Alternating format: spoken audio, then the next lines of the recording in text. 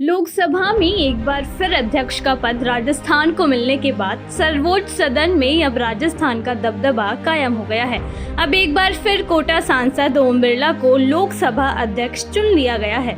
आपको बता दें कि इस बार राजस्थान से भाजपा के सांसद पिछली बार के मुकाबले भले ही कम है, लेकिन केंद्र सरकार में प्रदेश के प्रतिनिधित्व में कोई कमी नहीं आई है। पिछली बार की तरह इस बार भी केंद्र में राजस्थान से 2 कैबिनेट मंत्री, एक स्वतंत्र प्रभार के राज्य मंत्री, एक राज्य मंत्री है और अब लोकसभा अध्यक्ष का पद भी एक बार फिर राजस्थान को ही मिला है। आपको बता दें कि ओम बिरला को केंद्रीय मंत्रिमंडल में शामिल नहीं किया गया तो कई तरह की अटकलें लगनी शुरू हो गई थी और अब माना जा रहा था कि उनके संगठनात्मक अनुभव को देखते हुए शायद अब पार्टी में बड़ी जिम्मेदारी मिलेगी, लेकिन अटकलें गलत साबित हुई और पिछले दिनों उनके निवास पर केंद्रीय गृह मंत्री अमित शाह और भाजपा अध्यक्ष जेपी नड्डा की बैठक के बाद स्थिति लगभग साफ हो गई थी कि बिरला ही फिर से इस पद पर आने वाले हैं।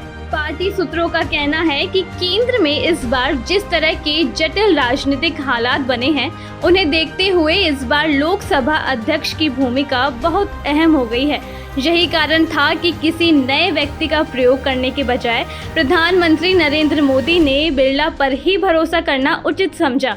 अब देश के जनप्रतिनिधियों के दोनों सर्वोच्च सदनों की कमान एक बार फिर राजस्थानियों के हाथ में आ गई है, क्योंकि राज्यसभा की सभापति उपराष्ट्रपति जगदीप धनखड़ है। लोकसभा अध्यक्ष के रूप में इस बार ओम बिरला के सामने चुनौती ज्यादा गंभीर दिख रही है।